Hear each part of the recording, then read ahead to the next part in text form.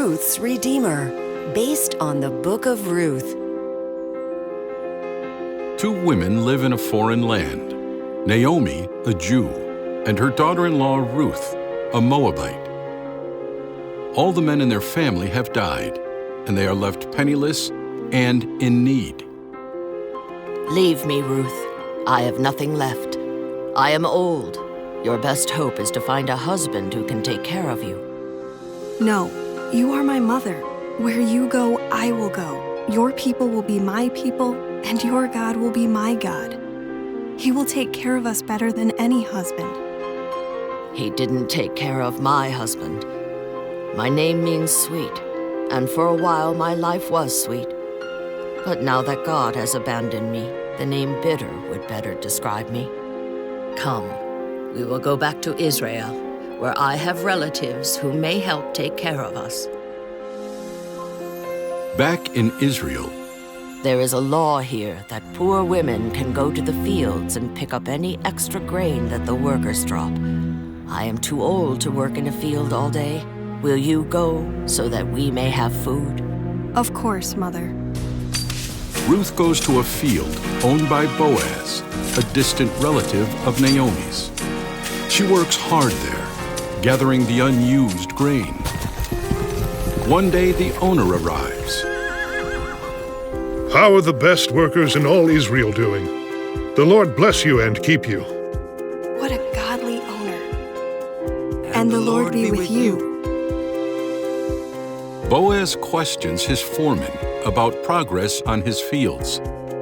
And are you taking care of the poor women? Yes, and there is a new widow, Ruth from Moab. She has been laboring hard for weeks to support her mother-in-law, Naomi. Naomi is one of my relatives. I have heard how kind you are to your mother-in-law. Glean in my fields as much as you like, and may God reward and protect you. He does. Thank you for your kindness.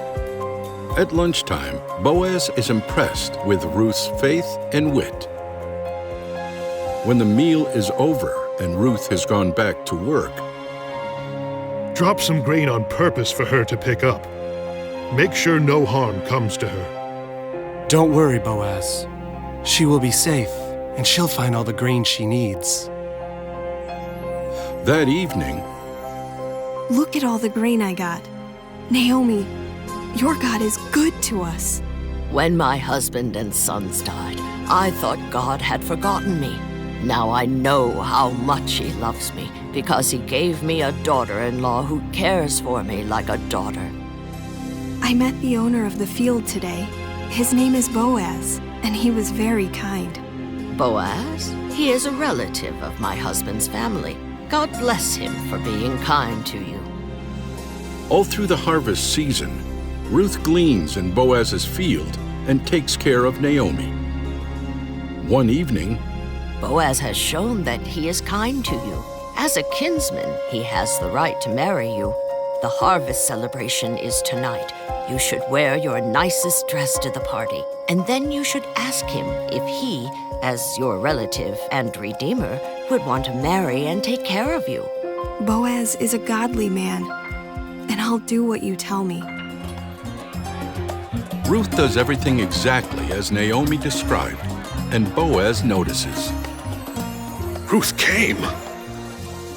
Naomi told me to ask you, since you are a kinsman, would you be my redeemer? Would you marry me? Is there no one to take care of you? No. Then I will. The news of Ruth and Boaz's coming marriage spreads rapidly throughout all Bethlehem. At the wedding, there is feasting, music, and laughter. Are you happy, my dear? Happier than I ever dreamed I could be. God has been good to me. After the wedding, Ruth and Naomi move into Boaz's big house. Later, when a son is born to Ruth, Naomi proudly cares for the child. I thank God for the day you left Moab to come with me to Bethlehem. He has taken my bitter life and made it sweet again.